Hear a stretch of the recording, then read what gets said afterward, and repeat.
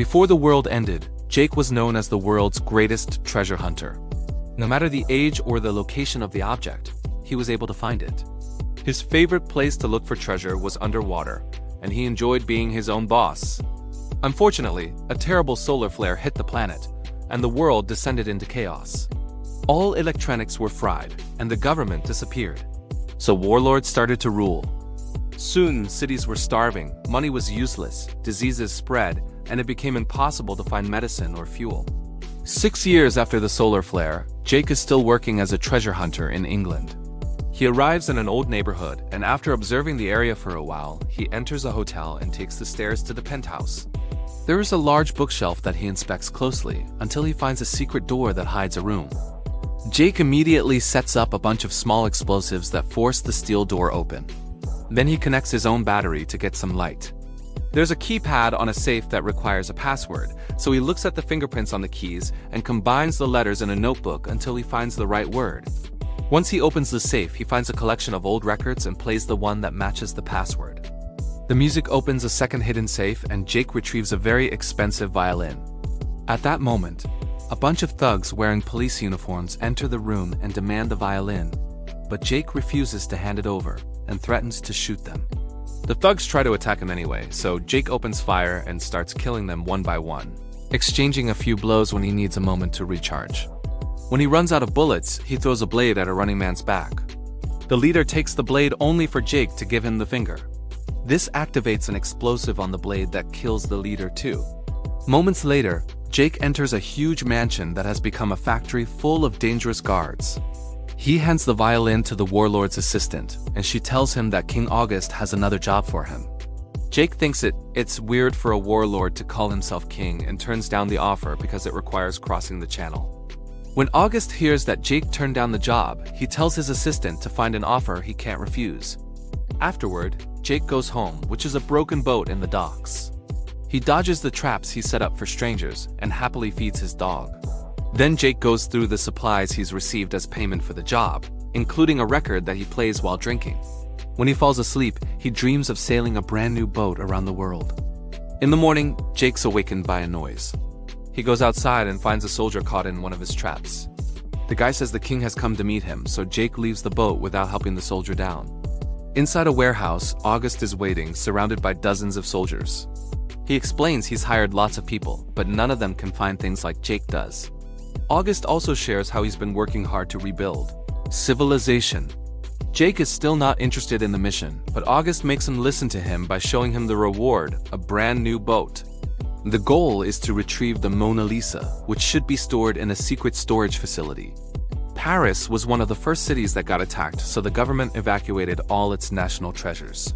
August even promises to give Jake all the resources and food he needs, so Jake takes the job.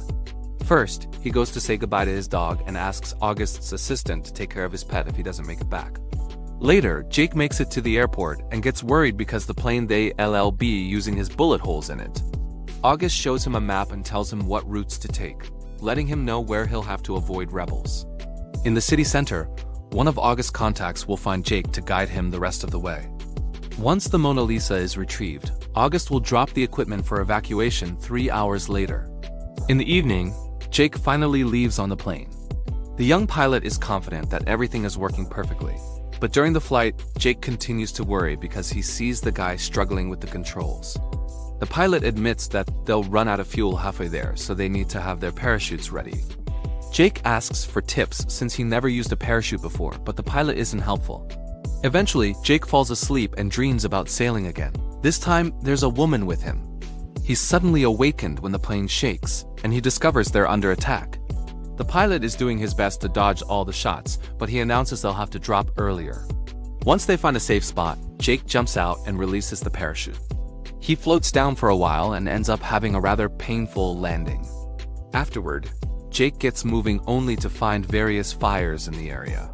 To his horror, rebels have been hanged for their actions.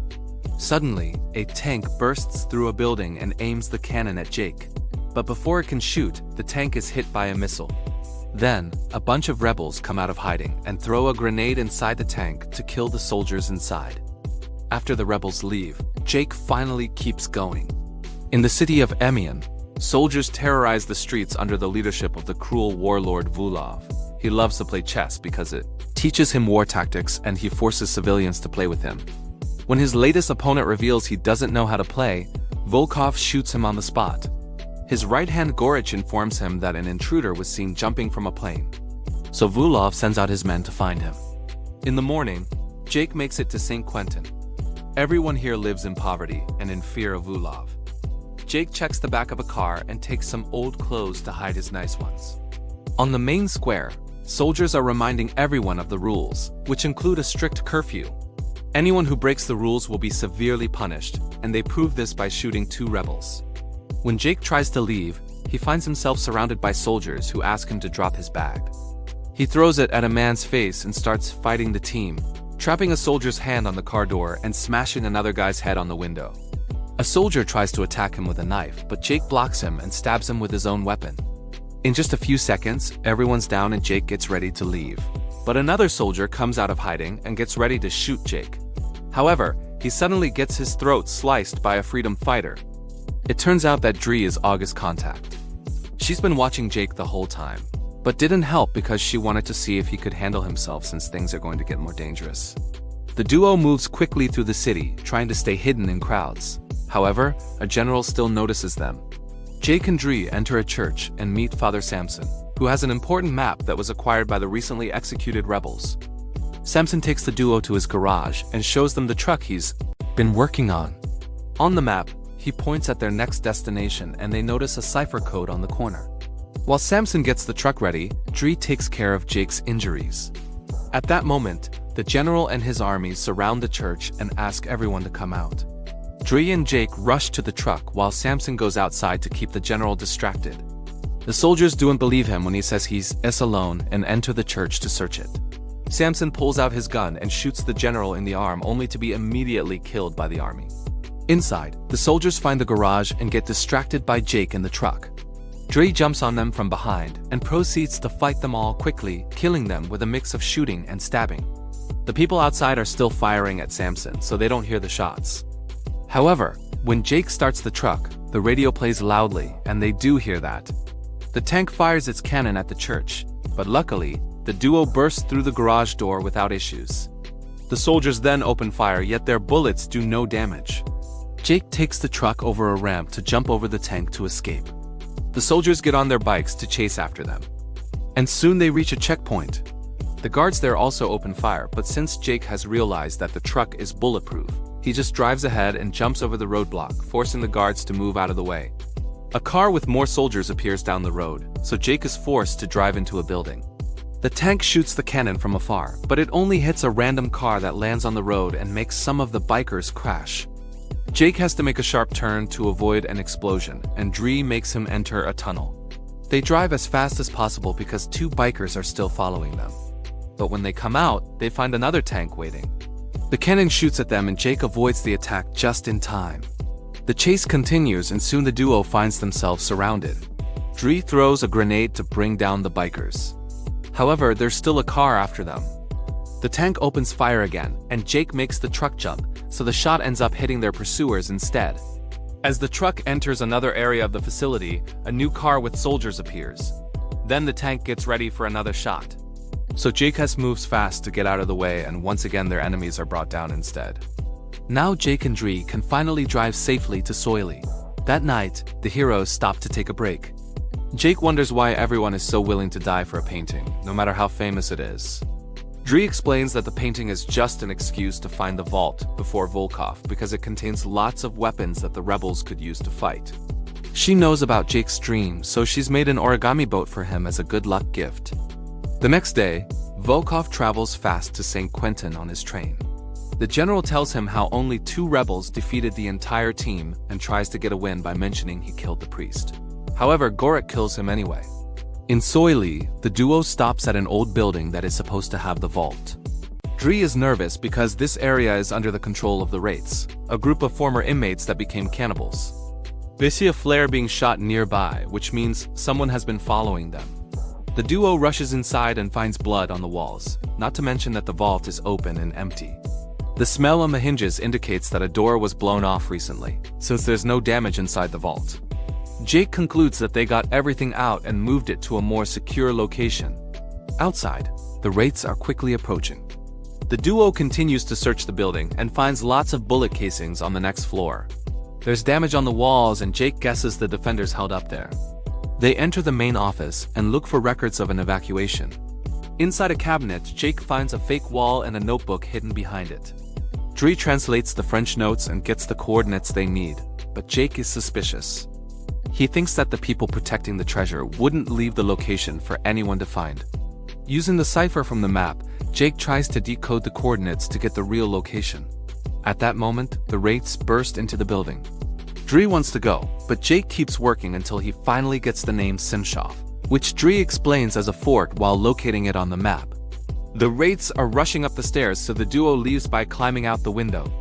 Jake left a grenade on the doorknob, so when the wraiths open the door, they're immediately brought down by the explosion. Back on the truck, Dre calls the rebels and tells them to meet them at Simshoff. Moments later, the train arrives at Swa and Volkov sees the tire marks left by the truck. Gorinich finds the notebook with the coordinates, but Volkov doesn't fall for it and uses a UV light to reveal Dre's fingerprints on the map. Now he knows he must go to Simshoff too. The wraith that shot the flare is still alive, and Volkov thanks him for the intel by shooting him. Eventually, the heroes arrive at Simshoff and Dre has to cut a chain to open the gate. When they reach the main building, Jake gets suspicious because there's no security. Inside, some machines are still running. So Jake assumes there are solar panels. Dre looks at the blueprints and discovers that the humming they hear is an air filtration system for the vault, which appears to be sealed. Jake checks the blueprints too and makes a plan to go through a shaft in the air duct, although there's a fan in the middle. Dre agrees to look for the solar panels to turn the fan off while Jake moves ahead. On the top floor, Jake finds some rope and ties it to a valve. Then he cuts his bag to create a harness that he ties to the rope. Now he can start climbing down the shaft. He can see the spinning fan at the bottom, so he has to be careful. Unfortunately, the friction on the rope is causing it to slowly break. At the same time, Dre reaches the area with the solar panels and opens fire, but she misses her first shot. Thankfully, her second shot lands and the panels go down as Jake falls, so the fan is stopped just in time. After a rough landing, Jake checks the air duct and discovers it's flooded. He takes a deep breath and dives in to swim as fast as possible. He quickly makes it to the hatch, only to find it locked. Jake desperately starts pushing and manages to force it open just in time to avoid drowning. Now Jake can finally enter the vault and open the door from inside so Dre can come in too. The Mona Lisa turns out to be a nuclear bomb with the famous painting drawn on it, and Jake is shocked, but Dre already knew. August didn't tell Jake because he wouldn't have helped them, which Jake confirms. Dre explains that when the USA bombed Japan, it saved an extra bomb for Moscow just in case. She assures Jake that August doesn't want to use the bomb. He just wants to keep it away from warlords like Vulov. Jake thinks none of the warlords can be trusted, not even August, and believes there's no point in fighting because the warlords always win in the end. As the rebels arrive to help Dre move the bomb, Jake drives away in the truck. Seconds later, the train arrives at Simshoff and the soldiers open fire. The rebels try to defend themselves, but the soldiers quickly bring them all down. Goranik even shoots a missile that blows up the rebels' truck. Then, Volkov is given the safety key while the bomb is carried to the train. Meanwhile, Jake takes a break and stares at the little origami boat, which changes his mind. He drives back to the fort and finds all the bodies. But thankfully, Dre is safe inside the building. He bandages her leg injury while she apologizes for her attitude, saying he was right and there's no point in fighting anymore. However, Jake thinks they can stop Vulov by taking down the train. They gather some explosives and Jake makes a special setup before they leave in the truck. The fort blows up behind them. In the evening, the train has to slow down because of low visibility. Volkov isn't happy about this and shoots the conductor in the head, so the train starts moving faster. At the same time, the heroes drive on the bridge, and when the train passes by, Jake jumps on it. He then opens a door and throws a grenade to kill a bunch of guards. There are still a few survivors, so Jake rushes in to fight them hand-to-hand. He steals a gun from them and opens fire as well. Soon, Gorik joins the fight, too, and Jake has to put more effort because he's stronger than random thugs. Gorik kicks Jake out of the car, making him land dangerously close to the bomb, only for Jake to hit him in the groin. The fight continues until Volkov shows up to open fire and Jake uses Gorich as a shield. Then he rushes back inside to tackle Volkov and the men start exchanging blows all over the room. Eventually, Jake pushes Volkov on the table and stabs his hand with a compass before taking the safety key. Meanwhile, Dre drives ahead and reaches the following bridge where she sets up the explosives. They soon blow up and destroy the bridge before the train can cross it. Jake immediately leaves the car and Volkov rushes to the controls to try to stop the train, but it's too late. Volkov can only watch as the train plunges into the abyss, exploding several times as it rolls down the gorge nearby. Andrea cries because she thinks Jake is dead too, but he surprises her from behind and they hug. Sometime later, in England, Jake gives the safety key to August and explains that the bomb is at the bottom of the gorge. Only the K can detonate it, but August still wants to retrieve it just in case. Jake refuses to accept any more missions and leaves on his new boat. Dre joins him and they kiss while they go out to sail the world together. In the meantime, August puts the safety key in his own vault, revealing he's had the real Mona Lisa all along. Make sure to subscribe and turn on notifications so you can watch more videos like this. Thanks for watching.